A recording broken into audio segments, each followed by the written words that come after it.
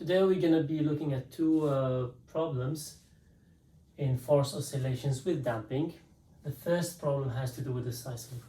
So it's a real physical problem. You have an earthquake. The floor is shaking, is oscillating following eta 0 sine omega t. And we have a seismograph attached to that floor, and we want to design that seismograph in the best way. The question is how to make that design actually in terms of K and M.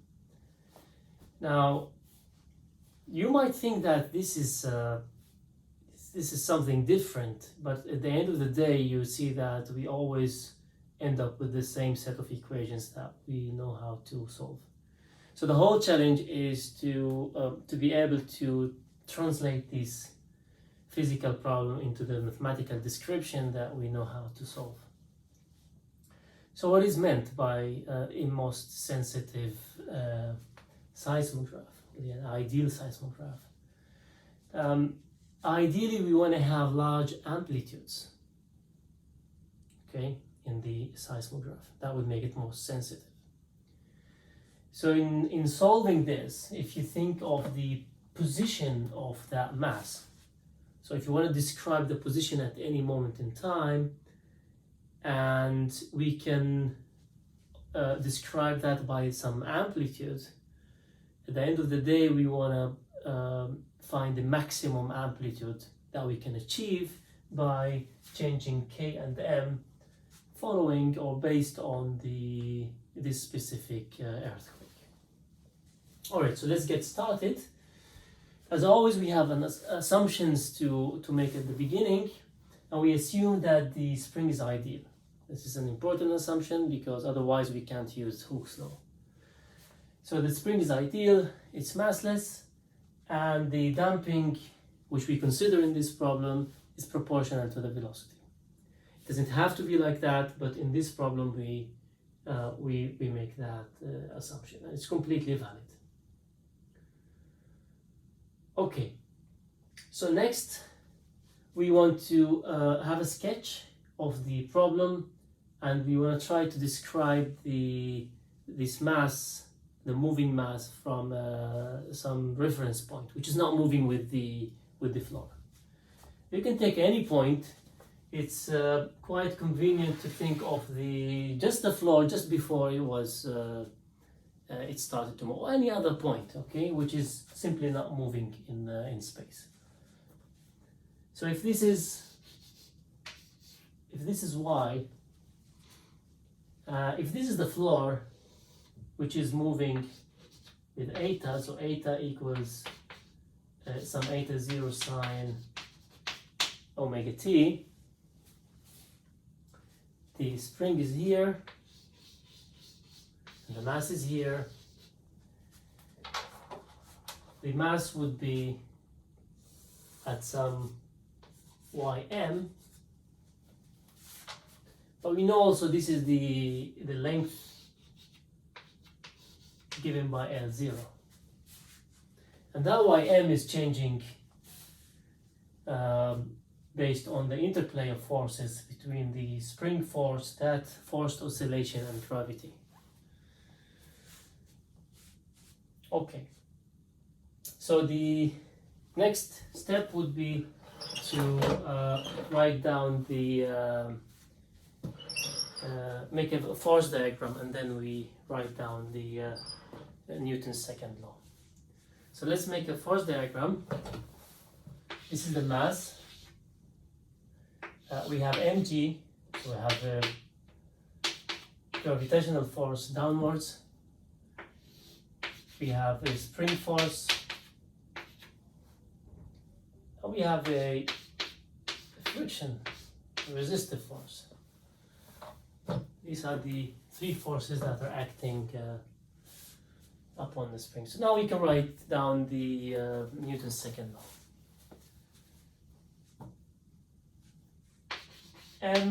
My of the mass m, double dot, right? This is y. This is our ym. It's relative to this y0 if you want. And that has to be equal to the sum of all the forces that we have in the system.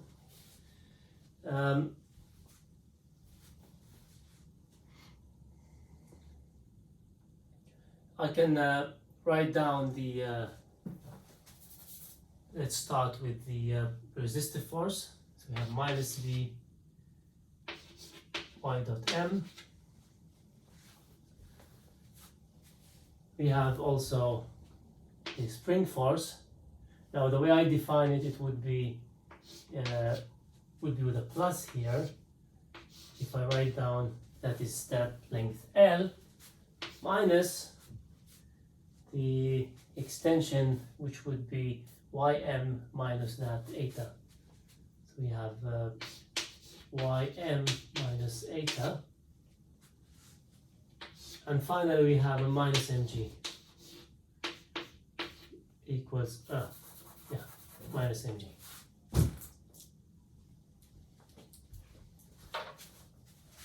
Now we want to bring everything to the left side apart from the forcing term, which is here. This is the forcing term. I want to keep this to the right. If we do that, and let's do it, m y double dot m plus b y dot m. So far it looks familiar. Now we have here a minus sign, that would be a plus sign, k times ym for this term. But we have KL0 here. It would be with a minus sign, and this will be with a plus sign. So if I write mg minus KL0, and this would be equal to, this is a minus minus plus with a k, so we have k eta. Now you might think this is something that we've never seen before, because we have the ym double dot, ym dot, and ym here. We have the forcing on the right side, but we never had this term before. So this is an extra term that we never seen before. But that is fine, because we can redefine some y to be ym. Now remember that these are constants in with respect to time. So I would be able to add them here. So if I type plus mg over k, have a minus a L0 here. Okay. When we substitute this here, you end up with all these three terms.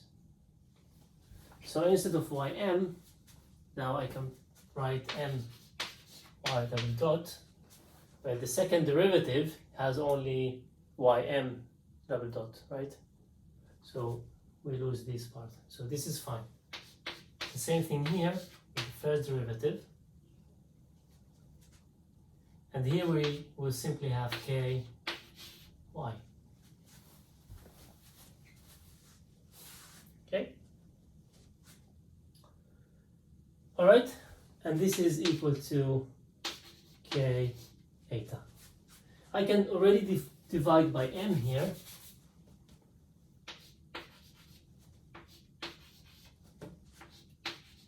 I can type this as eta 0 sine omega t.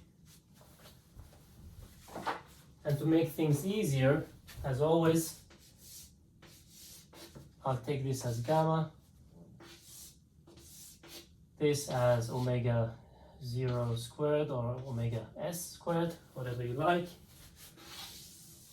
And this is some constant, let's say constant c.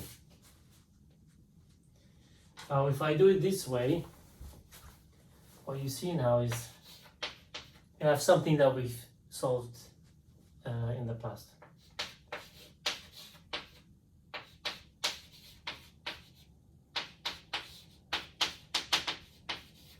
Now, I'm not going to solve this from scratch now. You already know the solution, but you should be able to solve this from scratch, or make sure that you're able to derive the general solution for this problem, which we've done in the lecture.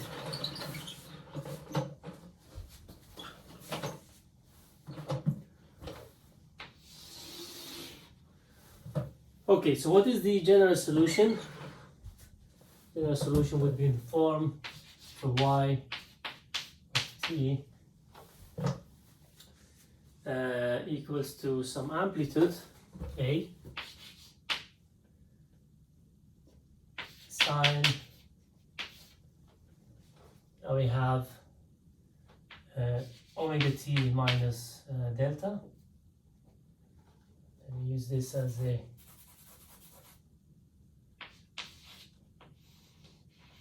okay. So this would be the oscillating part,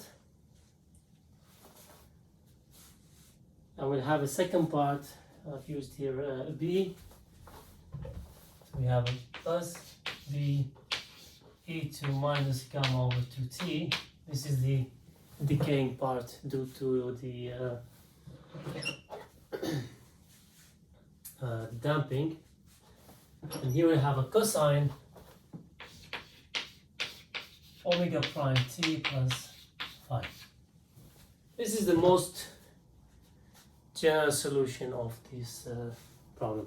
Any problem that you're gonna have with forced oscillation and damping, you should be able at the end of the day to bring it to this form. Now you might have a sine or a cosine here, but it doesn't really matter. And you can see by if you had a cosine here, for example, so the only term that would change, let me note this for you here. So if this was a cosine, then this would become a cosine. That's all. Everything else would be the same. Now let's just complete this. So we have omega prime, which is square root of 4 omega 0 squared minus gamma squared divided by 2. The amplitude, which is a function of omega, this is the amplitude. This is what makes the seismometer sensitive. Okay, so this is where we're going to focus on when we're solving this type of problems.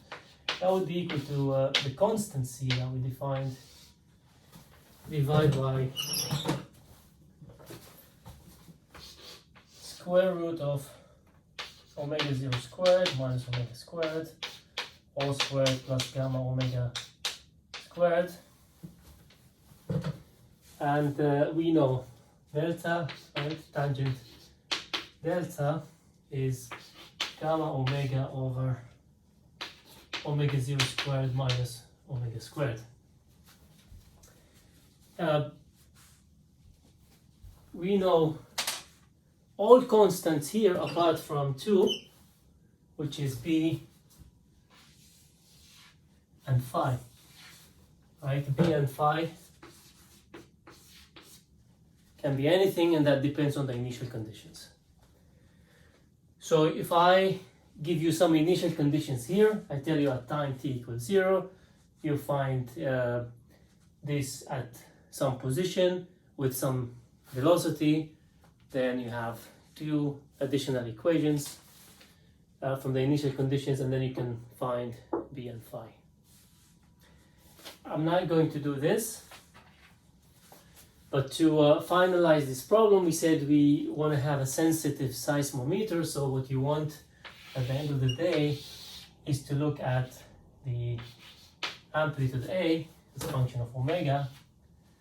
Now you know from the lectures, and you would be able to also see this here, if you plot the this function, that would look something like that. this would be the point of omega 0, and this would be the maximum. It's very close to that point, but it's just before that point. And you can find that by taking the derivative, right? dA dt, dA d omega. If you do that, dA d omega equals 0, then you would find out which at which omega you should get the maximum A. Now let's assume that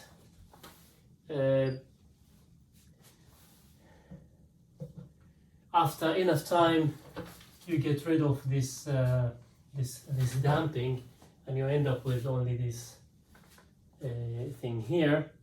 So you don't have that part anymore, right? But you have that omega 0. So it's obvious that you would go to omega, which is very close to omega 0, and that gives you the design of, right, omega 0 squared is k over m. So you know how to choose k over m based on omega 0 squared, which would maximize the amplitude. All right, we move to the next problem now. All right, the next problem is the problem of a pendulum that we derive. So we have the pendulum, and we derive it from one side to another. We've looked into this in the lecture, and we looked at different frequencies also, very small frequencies. Okay, let's try some smaller frequency than the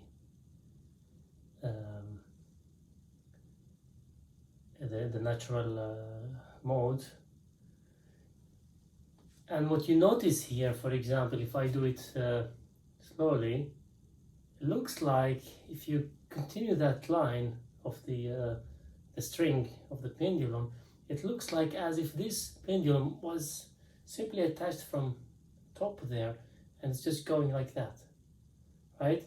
This is when I drive it like this, here. See, doesn't matter at this frequency. It doesn't matter if I drive it here or if I just let it go at the longer, with a longer string. The same thing, in fact, if you notice, if I go at a higher frequency, let's do something like this. If you notice now,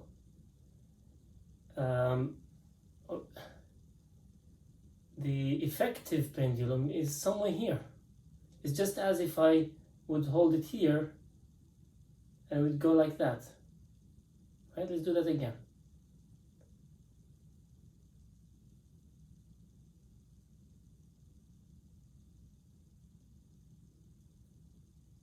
Here, look at this.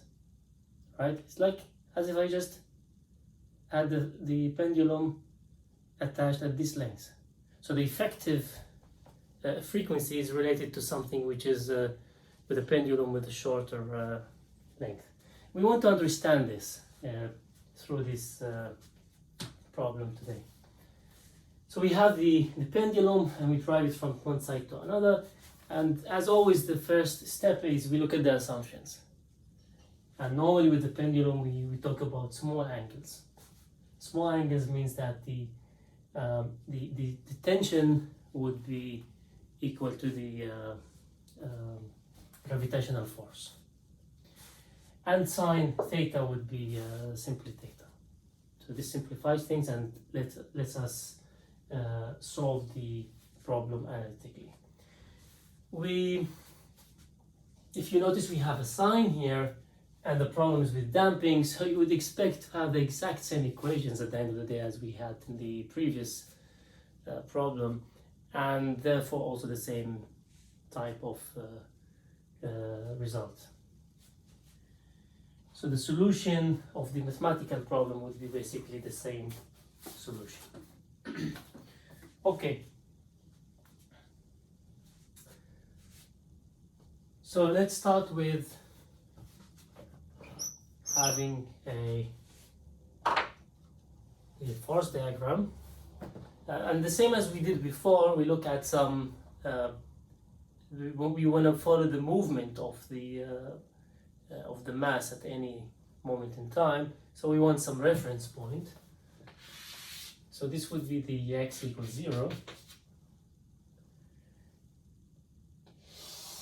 I'm driving the system here. This would be eta, which is a function of time.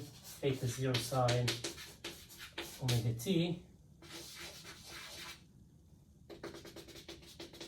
This is our x, which is a function of t. Now, in principle, you can solve also for y when you're looking at the forces. In fact, this is what you should normally do. And let's type the forces first. We have mg here. We have the tension, and we have the frictional force.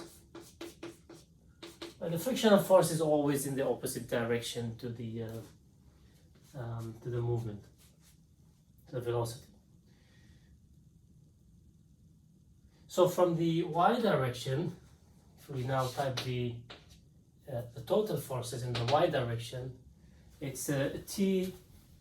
This is theta, so it's a t cosine theta, but theta is assumed small. It's t cosine theta minus mg equals 0, right? T cosine theta minus mg equals 0, but theta is a small angle, so we end up with t equals mg. Okay, this is exactly how we get this assumption from the small angle approximation. Now what happens in the x direction?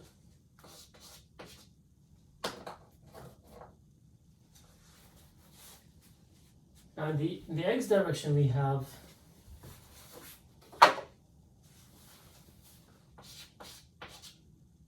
the following. So f equals ma, so m x dot equals to, I can start with the resistive force. I know it's always opposite to the direction, so it's minus b x dot. We have also the component of the tension is going to be with the sine, right? Sine theta. So we have sine. Let's write that down. So plus t sine theta.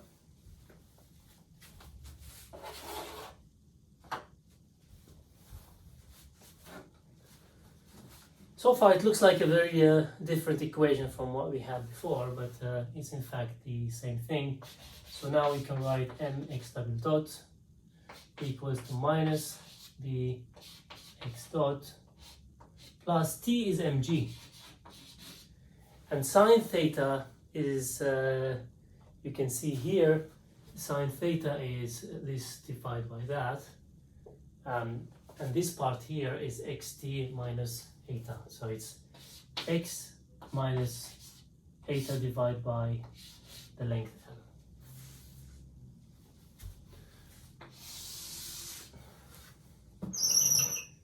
L. Alright, let's bring everything to the left apart from the driving force and divide by m already. And we can use the same definitions as always. So p over m is gamma, and g over L would be our omega 0 squared. So if we do that, we have x double dot plus gamma x dot plus omega 0 squared x, and that is equal to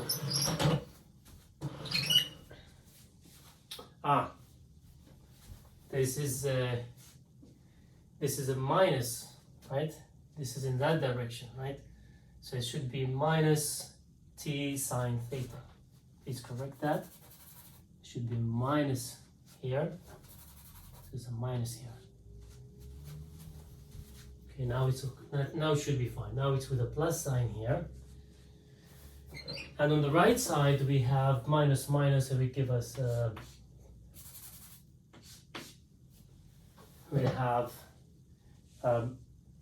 omega 0 squared times, so omega 0 squared times eta 0 sine omega t. Yeah, that's it. Well, you can divide this, define this as c as we had before, and you get exactly the same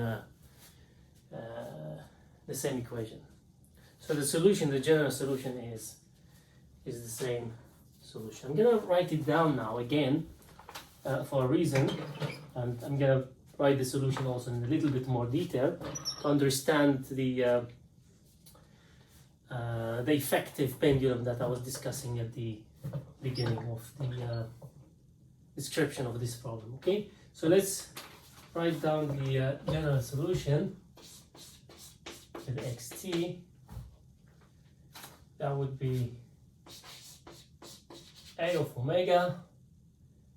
We have a sine, so we should have a sine here, sine omega t minus delta. Let's move this up. And plus some b e minus gamma over 2 times t. Now we have a cosine omega prime t plus phi. Same thing as before. Everything is known apart from this b and phi. Everything else is determined by the problem. And if you know the initial conditions, then you can also find b and phi. Okay. And a, just as before, a is that c divided by square root of omega 0 squared minus omega squared all squared plus gamma omega squared. And we know the delta, right? Tangent delta is gamma omega divided by omega 0 squared minus omega squared. Omega prime, of course, that would be the square root of 4 omega 0 squared minus gamma squared, all divided by 2. So it's the very same solution as we had before. I'm gonna go one step forward now and type this in a little bit more details. So the final solution would look something like this. If you substitute back, so what is that? C, that omega 0 squared, which is g over L, right, times eta 0. So I'm going to do this. So we have g eta 0 divided by L, all divided by square root of this omega 0 here is g over L minus omega squared. It's just easier to see things like this. Plus, this one would be b over m omega squared times the sine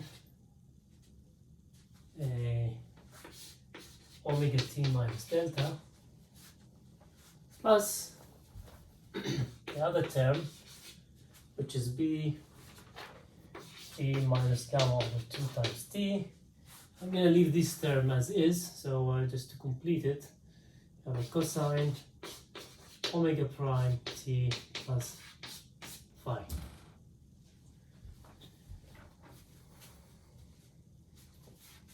Okay, now let's assume that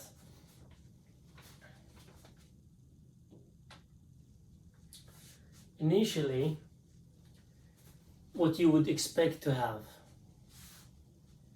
if that omega prime was very close to this omega. And these things are the type of things that you already should, you should immediately figure out. You have two oscillators, and you superpose them together, and that omega and that omega are very close to each other. So what you expect to see is a Beats phenomenon.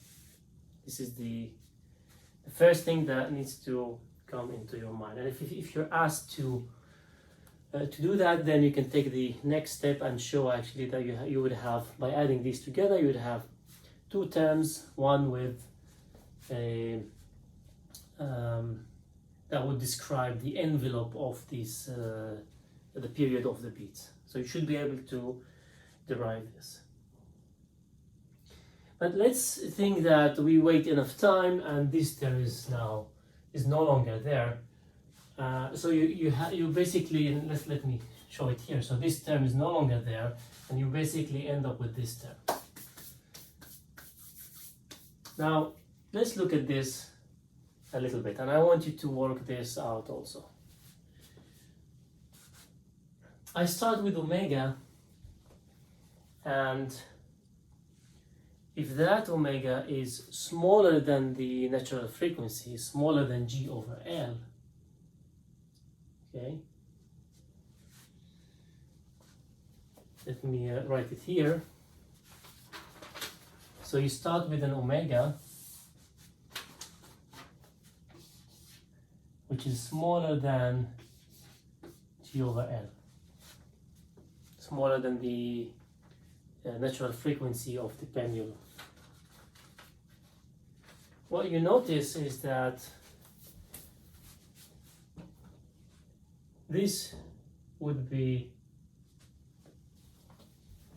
omega squared. Omega squared is smaller than G over L. Or if you want, omega squared is smaller than omega 0 squared. Okay, this is the same thing, but in this case what you notice, if you substitute here, what you will see is that the driver would be in phase.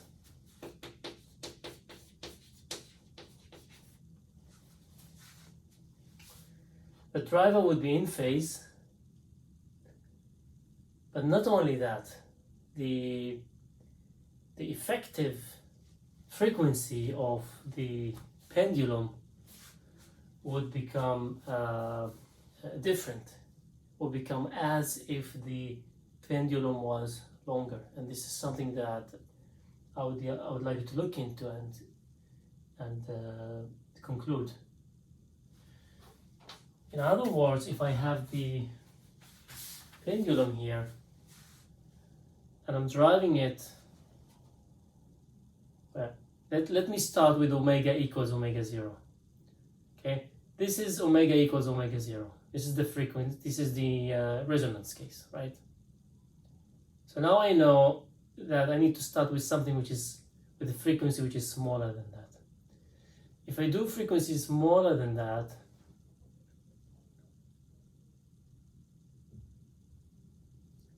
the effective frequency of this pendulum would be as if this pendulum was longer. And this is something that you can derive. So it's basically, if you look at it like this is my hand, I'm driving it like this. I'm in phase with it. Whenever I'm on this side, the pendulum is with me, it's following me all the time. Whenever on this side, it's following me to that side. But the frequency of this pendulum is the same as if the pendulum was simply attached at that point and freely oscillating. In a similar way, you can also show that if omega squared is larger than G over L, right? So this becomes negative, and you can maybe neglect that term.